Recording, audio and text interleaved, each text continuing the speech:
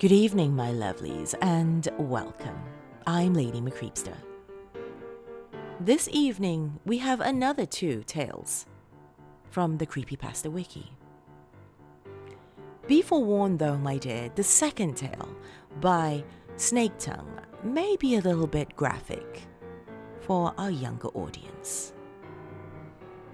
For now though, let's delve into our first tale, which is an oldie but a goodie, entitled Richard Pryor. So come, lean in closer, and we'll begin.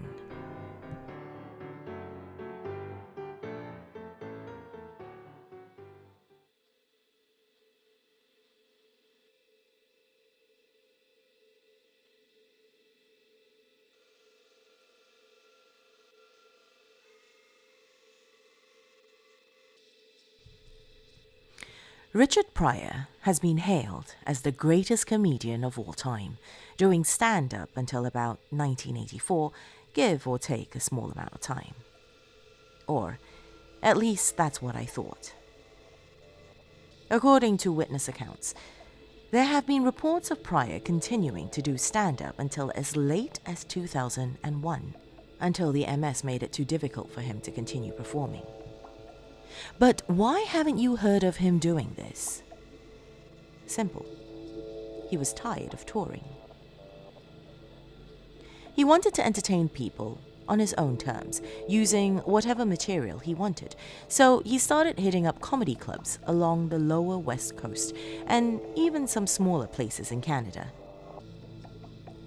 It was incredibly difficult not to get noticed, being the greatest stand-up ever.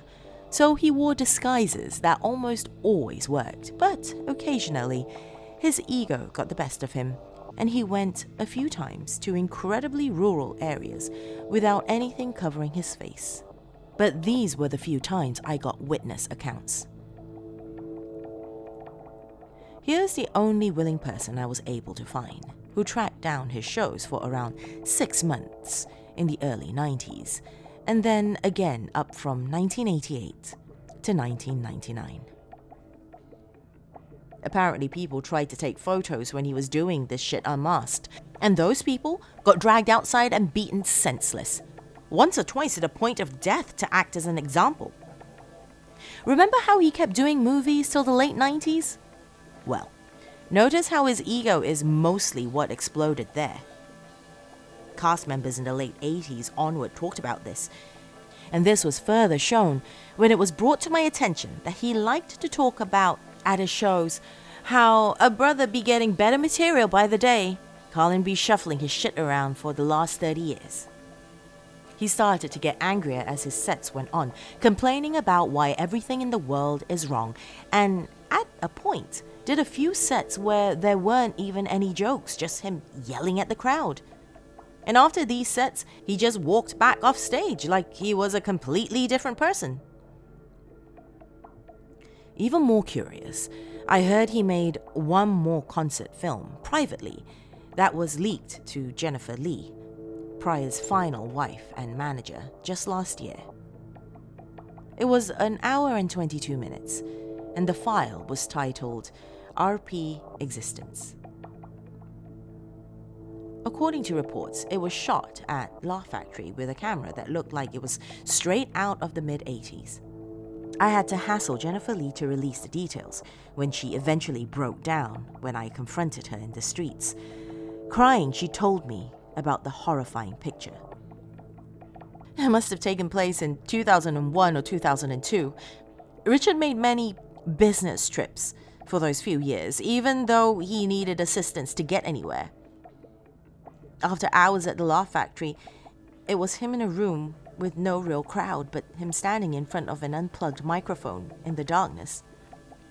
Because of the distance of the camera, I could barely make out his face, but based on his expression, it was as clear as day. He spent 30 or 35 minutes telling inaudible jokes and laughing hysterically to himself after he told them.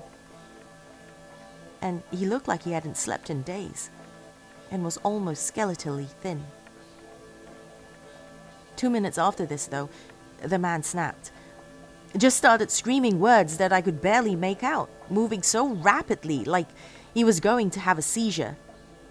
And then he fell out of his chair flat on his face as his mobility vehicle drifted into the distance. Flat on his face in his nearly decomposed shape, he twitched. But then stopped and was there until the video had a minute or so left, and I noticed something horrifying. A man in a suit with some odd mask on just came into the picture and stared at him deathly still as the video stops. She said this in tears, and when I mentioned that the screams had to have been partially audible due to the area of the laugh factory, she grew pale and stumbled away, as if her heart had been shattered instantaneously.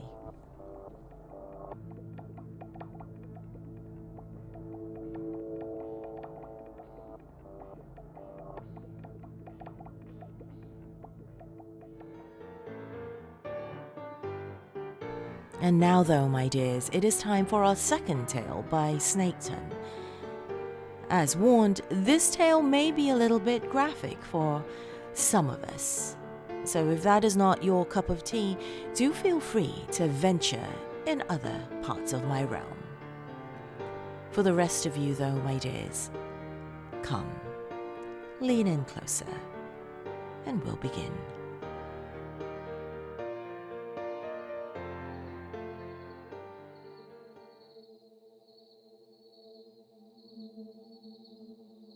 I am the maker of over 23 snuff films. I shit you not. Now I have been robbed of my youth, and I almost feel guilty for all the terrible things I have done. But then I remember how profitable this business was, and I regret nothing. You'd be surprised at how many people want the tapes that I used to make. All kinds of people too, young and old, fair and ugly, short and tall, male and female. I guess that some people just have an animalistic side that they have to feed. In many of the movies, I was the man who was committing these dreadful deeds.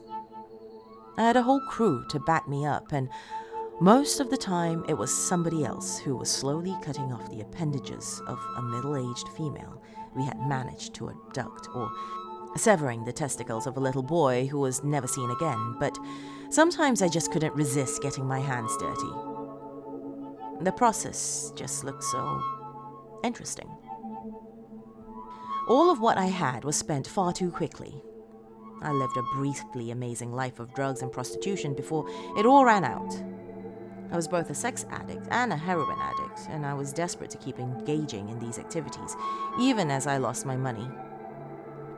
As of today, the only things I possess are this camera and the knife in my jacket pocket, with which I have made so many quality films. I know that now it is my time to make a final motion picture, and once again, I am the star. Setting up the camcorder doesn't take long. I just put it down atop one of the many dumpsters in this alleyway, and before I know it, I am looking at myself in the viewfinder. I back up, making sure that I am in the shot before taking the knife out of my pocket. It really is a beautiful thing. It's an Italian stiletto-style switchblade with a custom buck handle and a bayonet blade. I've used it plenty of times before, and today I will use it for the last time. I push the release button, and 5 inches of chromed steel slide out with a satisfying click. I step forward and press the red button for the last time before lowering the blade to my wrists.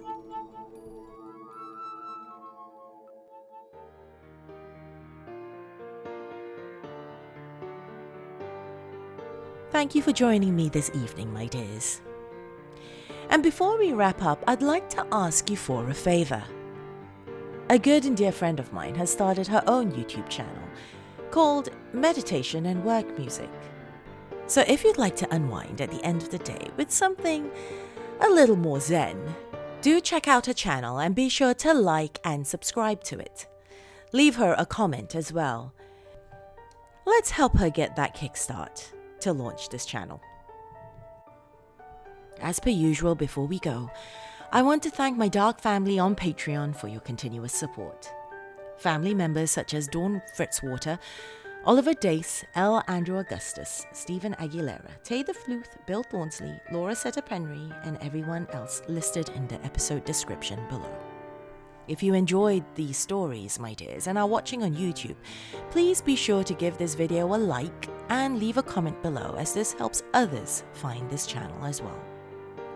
If you're listening on the podcast, be sure to leave a favorable review.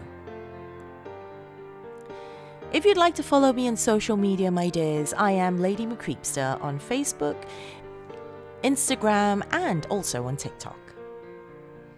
And if you have a story suggestion or would like to submit a story of your own for consideration for this channel and podcast, send it to lady.mccreepster@gmail.com. That is all the time we have this evening, my dears. Till next time, sweet dreams.